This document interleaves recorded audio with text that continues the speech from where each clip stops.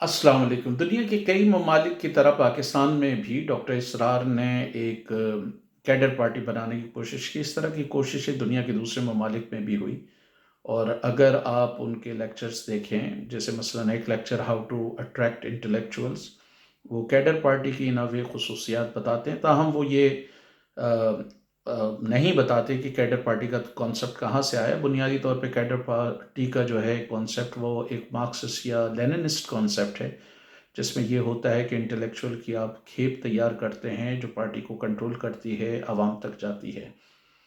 سوال یہ پیدا ہوتا ہے کہ جو کیڈر پارٹی سوویت رشیا میں بنی، چائنا میں بنی، کیوبا میں بنی، سینٹرل یورپ کے کچھ ممالک اور مشرقی جرمنی میں یا مشرقی یورپ میں بنی، انہوں نے کامیابی حاصل کی، عوام میں پذیرائی حاصل کی، لیکن ڈاکٹر اسرار کی پارٹی جو ایک کیڈر پارٹی تھی وہ عوامی پذیرائی کیوں نہیں حاصل کر سکی؟ اس کی غالباً ایک وجہ یہ ہے کہ ڈاکٹر اسرار کے خود قول و فعل میں بڑا تضاد تھا، جہاں وہ خلافت کے نظام کو ایک ایسا نظام سمجھتے تھے جو ظلم و جبر کے خلاف ہے، جو ناانصافی کے خلاف ہے۔ وہ خود ایک ایسے ڈکٹیٹر کے شورا کے رکن رہے جو پاکستان کی تاریخ کا جو ہے وہ سیاہ ترین باب ہے، جس نے نہ صرف یہ کہ پاکستان میں لوگوں پہ ظلم و ستم ڈھائے، بلکہ اس پر یہ بھی الزام ہے کہ جب وہ بریگیڈیئر تھا تو اس نے جارڈن میں بھی فلسطینیوں کا قتل عام کیا، اور یقیناً ڈاکٹر اسرار صاحب کو اس بارے میں علم ہوگا یا انہوں نے اخبارات میں، میڈیا میں پڑھا ہوگا۔ لیکن even then he decided to ally with that monstrous dictator, جو لوگوں کو کوڑے لگوا رہا تھا، جو جیلوں سے سیاسی کارکنان کو بھر رہا تھا، خواتین کو جو ہے وہ لاہور کی سڑکوں پہ گھسیٹ رہا تھا، ملک میں بدترین اس نے سینسرشپ قائم کی ہوئی تھی، اور ڈاکٹر اسرار صاحب اس کی نہ صرف شورا میں بیٹھے بلکہ پی ٹی وی سے فائدہ اٹھاتے ہوئے وہاں پر وہ اپنے اقوال زرعی بیان کرتے رہے، اور اس کے علاوہ جو ہے وہ ستارہ امتیاز بھی انہوں نے اس دور میں حاصل کیا۔ اب پتہ نہیں وہ ستارہ امتیاز ان کو جنرل ضیاء کی خوشامد کے عوض دیا گیا یا کوئی انہوں نے بڑا کارنامہ کیا تھا۔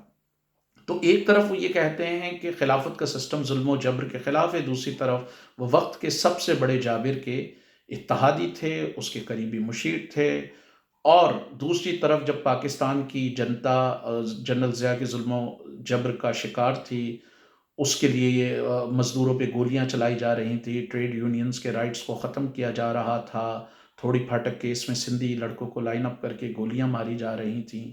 ڈاکٹر اسرار کی سب سے بڑی پریشانی یہ تھی کہ عمران خان جو ہے وہ اپنی پینڈ پہ گیند کیوں رگڑتا ہے، اور گیند رگڑنے سے جو ہے وہ بے حیائی، فحاشی پھیلتی ہے۔ پتہ نہیں اس کے بعد ڈاکٹر اسرار کے پیروکاروں نے کرکٹ میچ دیکھنا بند کیا، یعنی کہ ان کے نزدیک تو یہ انتہائی غلیظ چیز تھی جو فحاشی پھیلاتی تھی، اور انہوں نے یہ جنرل ضیاء سے مطالبہ کیا کہ بھئی آپ یہ کرکٹ میچ پہ پابندی لگائیں، اور اس دوران جنرل ضیاء نے ان کی اوقات دکھانے کی کوشش کی اور کہا کہ ٹھیک ہے، آپ کی خوشامد، آپ کی چاپلوسی اپنی جگہ، لیکن ایسا نہیں ہو سکتا کہ کرکٹ کے میچ پہ پابندی لگائی جائے اور لائیو میچ دکھائے جاتے رہے۔ تو ایک بنیادی طور پہ مسئلہ یہ تھا کہ جب وہ خلافت کو ایک ایسا نظام کہتے تھے جو ظلم و جبر کے خلاف تھا، اس کے برعکس وہ ایک ظالم اور جابر حکمران، جو پاکستان کی تاریخ کا سب سے ظالم اور جابر حاکم، جو نہ صرف ناقدین کے مطابق ملک میں کلاشنکوف کلچر، ڈرگز اور فرقہ واریت لے کر آیا، مذہبی منافرت لے کر آیا، خواتین کے لیے کالے قوانین لے کر آیا، بلکہ اس پر یہ بھی الزام ہے کہ اس نے فلسطینیوں کے قتل عام میں بھی بھرپور شرکت کی، اور ڈاکٹر اسرار صاحب اس کے ہم نوا تھے۔ دوسرا یہ تھا کہ دنیا کی جو دوسری کیڈر پارٹیاں تھیں، انہوں نے عوامی مسائل کو، بھوک کو، افلاس کو، غربت کو، بے روزگاری کو اپنا مطمع نظر بنایا، لیکن ڈاکٹر اسرار صاحب اس حوالے سے کوئی وہ مؤثر پروگرام نہیں دے سکے۔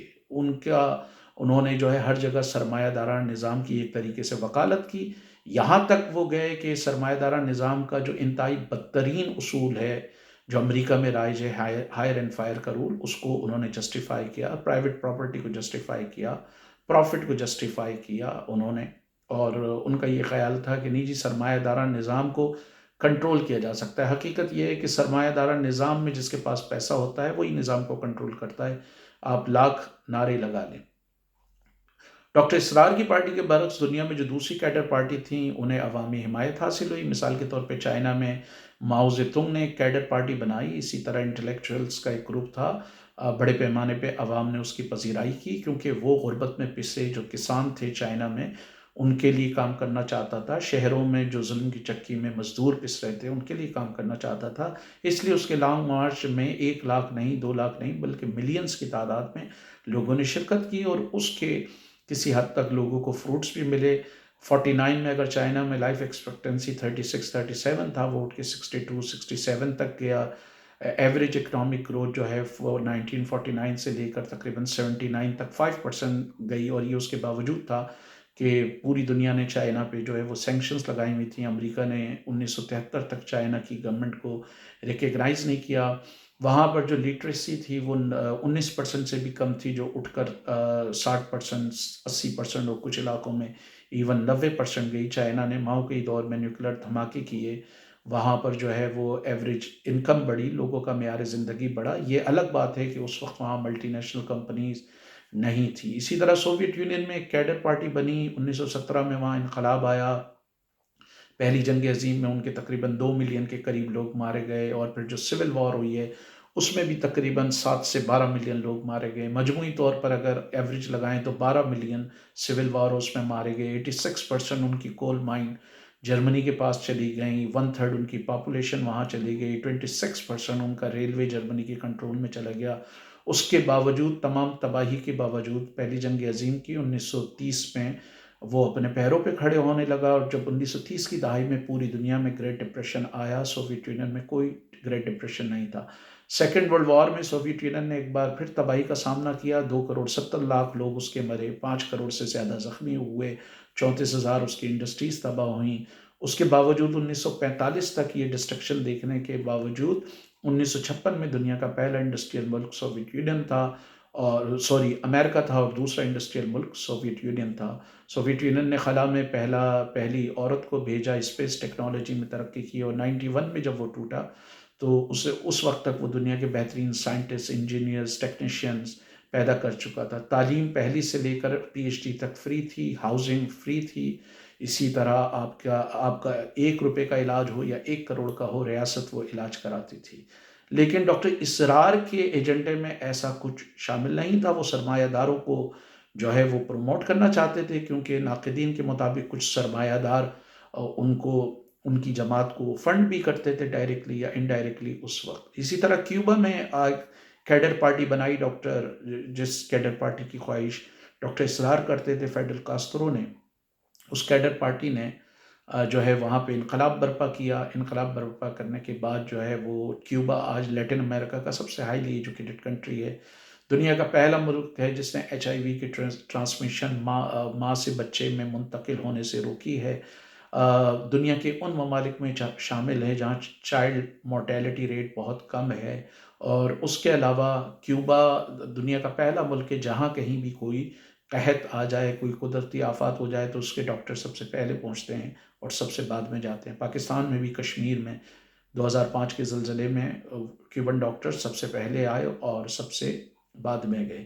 10,000 سے زیادہ آج بھی اسٹوڈنٹ غریب ممالک کے کیوبا میں میڈیکل ایجوکیشن بالکل فری حاصل کرتے ہیں. اس کے علاوہ کیوبا نے کرونا کے دوران اپنی ویکسین کئی غریب ممالک کو بالکل فری دی اور بغیر کسی انٹرنیشنل ہیلپ کے کیوبا نے کرونا کو کنٹرول کیا. یہ سب اس کے باوجود ہے کہ 60 سال سے زیادہ کا عرصہ ہوگا کیوبا پر امریکہ نے بدترین پابندی لگائی ہے.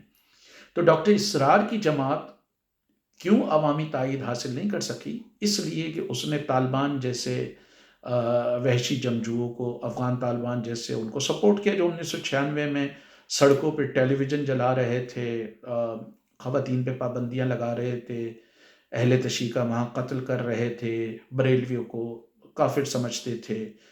تو ڈاکٹر اسرار نے کوئی معاشی ایجنڈا نہیں دیا, اسی لیے ساری اسلامی تنظیمیں عوام میں حمایت حاصل نہیں کر پاتی کیونکہ وہ معاشی ایجنڈا نہیں دے پاتی. آف کورس کچھ کیڈر پارٹی ایسی ہیں وہ بھی عوامی حمایت نہیں حاصل کر پائیں, لیکن اس کی وجہ یہ ہے کہ ان کیڈر پارٹیوں پر ریاستوں نے پابندی لگائی. ڈاکٹر اسرار کا کیس ڈیفرنٹ تھا. ان کو تو پاکستان کا سب سے بڑا چینل PTV ملا ہوا تھا. جنرل ضیاء جو وقت کا ڈکٹیٹر تھا وہ ان کا ہم نوا تھا, ان کا سمپیتھیٹک تھا، لیکن ایون دین ڈاکٹر اسرار صاحب کیونکہ سرمایہ داران نظام کی وکالت کرتے تھے، سرمایہ داران نظام کی تمام خباثتوں کو سپورٹ کرتے تھے انکلوڈنگ ہائر اینڈ فائر کا رول، اس لیے تنظیم اسلامی کیڈر پارٹی نہیں بن سکی، اور خلافت کے سارے نعرے لگانے کے باوجود انہوں نے ملوکیت کی بدترین مثال قائم کی، اور جانے سے پہلے جو ہے وہ اپنے بیٹے کو جانشین قرار دے دیا۔ اب گو کہ ان کے بیٹے اس پر براجمان نہیں ہے، لیکن اب بھی بادشاہت ڈائریکٹلی یا انڈائریکٹلی خاندان کے ہی افراد کی ہے، تو اس لیے تنظیم اسلامی ایک مؤثر کیڈر جماعت نہیں بن سکی، حالانکہ دنیا کے دوسرے ممالک میں کیڈر جماعتوں نے بہت چمتکار دکھائے، اور انہوں نے جو ہے وہ کامیاب انقلاب بھی برپا کیے اور اپنے معاشرے میں سوشیو اکنامک تبدیلیوں کو بھی رونما کیا، جس سے عوام کو بڑے پیمانے پہ فائدہ ہوا، جبکہ ڈاکٹر اسرار کی جو تحریک تھی وہ بنیادی طور پہ سرمایہ داروں کو فائدہ پہنچانے کے لیے جو ہے وہ ایک طریقے سے بنائی گئی تھی، اور انہوں نے فزیکلی تو نہیں لیکن عملی طور پر اپنے افکار کی بنیاد پر جو ہے وہ سرمایہ داری کو بڑا فروغ دیا، اور کولڈ وار کے کانٹیکس میں لازمی بات ہے یہ بات امریکہ اور اس کے اتحادیوں کو بھی پسند تھی۔